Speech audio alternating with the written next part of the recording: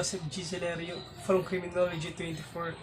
I'm here to teach you about the personal identification techniques. The first topic is anthropometry.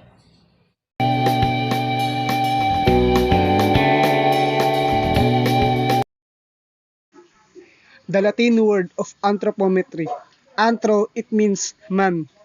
Pometry, it means measurement. Literal meaning, measurement of humans. Anthropometry, the scientific study of the measurement and proportions of the human body. In addition to physical measurements, Alphonse recorded physical descriptors of the person, hair and eye color, including any usual markings on the body, tattoos and scars. This one knows as portrait parle or a speaking portrait that describe many personal characteristics.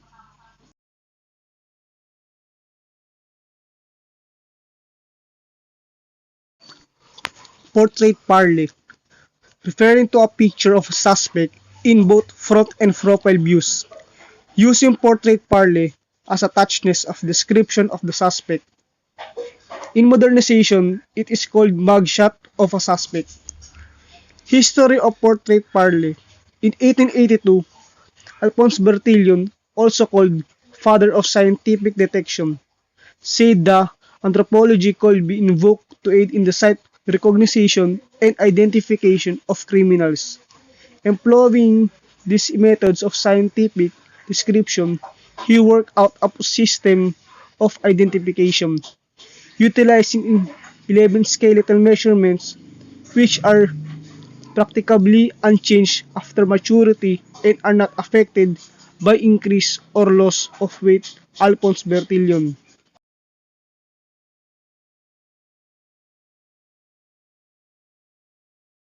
Forensic odontology. Hello, today I am going to talk about the history of forensic odontology. Have you ever wondered how and when the first forensic odontology case happened? Now let me show you the first recorded medico-legal identification of a body using forensic odontology. Victim, Dr. Joseph Warren. When?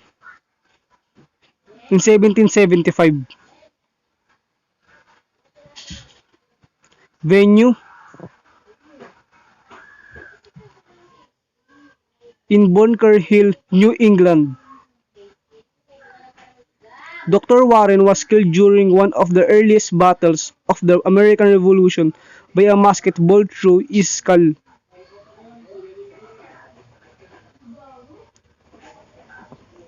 His body was stripped of clothing and he was bayoneted until unrecognizable and then shoved into a shallow ditch. Dr. Joseph was buried by the British Redcoats in a mass grave. 10 months later, the grave was exhumed and the body was identified by Paul Revere. Dr. Paul Revere identified the body of Dr. Joseph Warren. How? Through a bridge of silver and ivory that he had constructed 2 years previously in 1773. You'll learn background of forensic odontology. Dr. Oscar Amoedo, 1863 and 1945. Advances in forensic odontology.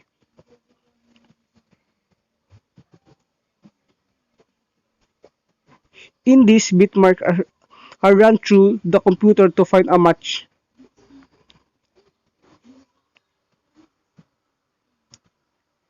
Compares a database of missing people, felons, government workers.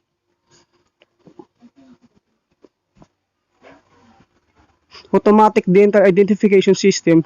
It produces a list of people who have the same dental code number. 3D bitmark analysis.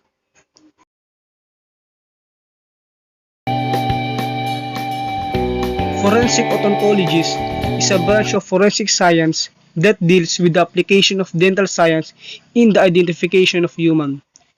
Forensic odontology is proper hand examination and evaluation of dental evidence which will be presented in the interest of justice. The evidence that may be derived from the teeth, the age and children, and identification of the person to whom the teeth may belong. Knowledge of forensic dentists requires encompassing of number of disciplines since the dental records obtained can identify an individual or afford the information needed by the authorities to establish identification of the case.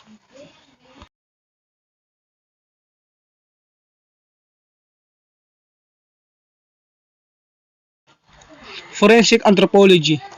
Anthropologists are routinely called upon to assist in the identification of individuals whose remains are severely decomposed, burned, disrupted, mutilated, or otherwise rendered difficult to recognize. Their services have been of particular value in two main areas: investigations resulting from homicide, unexplained natural deaths, accidents, and mass fatalities.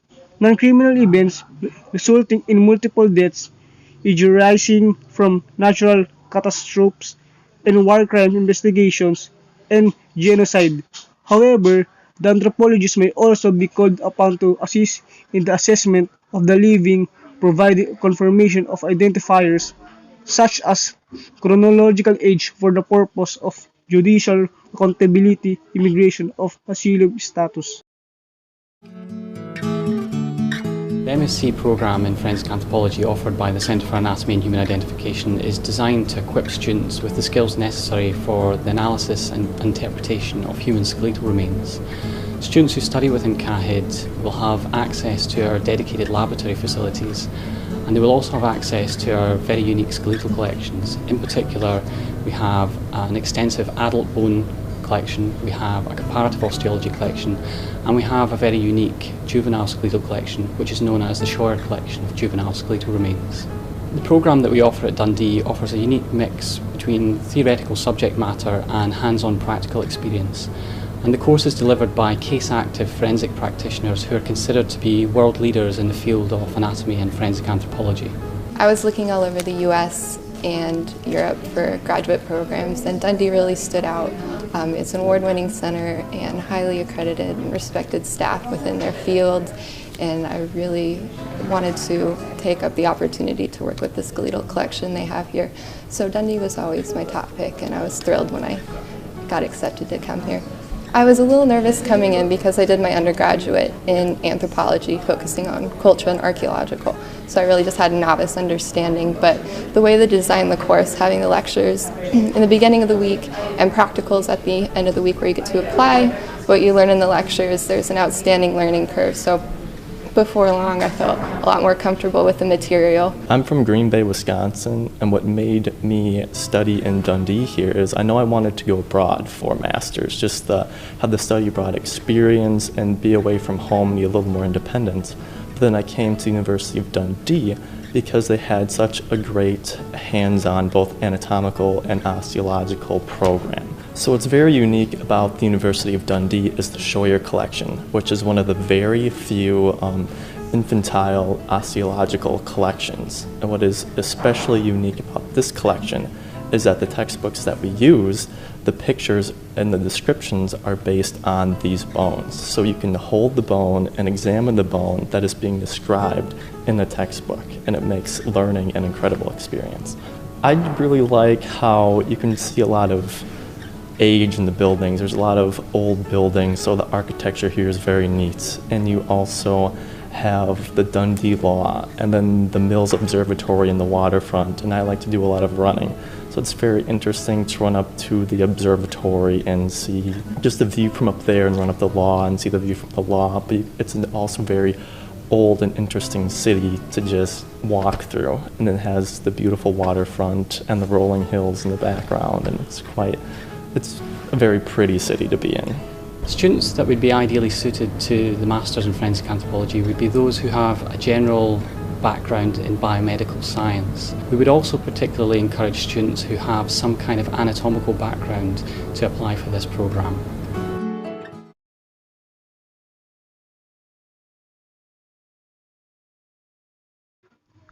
Forensic serology is the application of the study of blood, semen, saliva, and other body fluids to legal matters.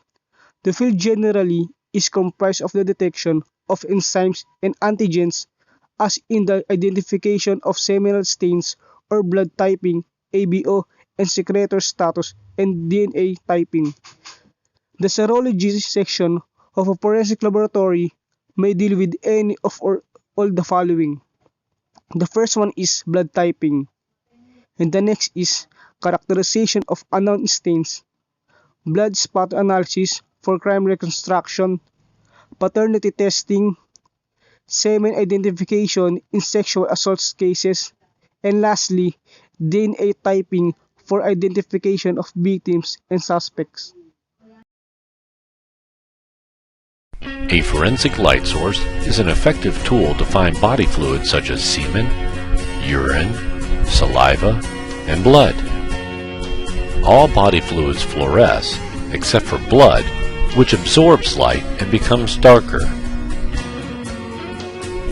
All body fluids except for urine must be dry to fluoresce. It is possible sometimes for urine to fluoresce when wet. When searching for biological evidence, it is best to start with a broad band pass or short pass wavelength. These are typically blue in color and are designed to cause most anything that can fluoresce to fluoresce. When searching for body fluids, put on your goggles, turn on the light source, and direct the light towards the area of interest. Once an area of fluorescence is found, it is important to switch wavelengths. The purpose of switching wavelengths is to reduce background fluorescence, which will allow you to find potentially missed evidence and/or provide a better contrast in the evidence that you are visualizing. Remember, it is important to switch your goggles according to the wavelength range being used.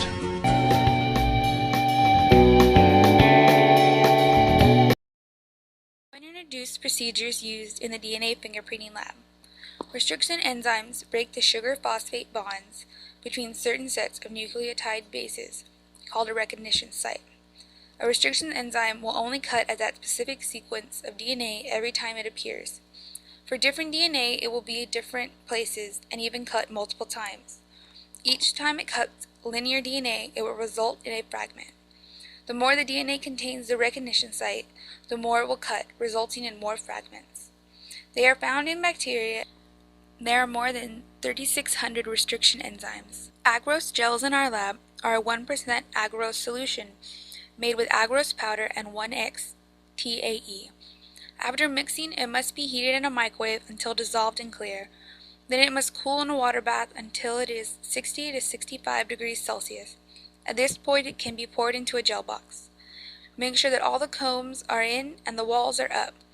When the gel appears foggy, it is ready to be placed in the chamber with the comb removed and the walls down and the wells on the side of the chamber with the black electrode that indicates a negative charge.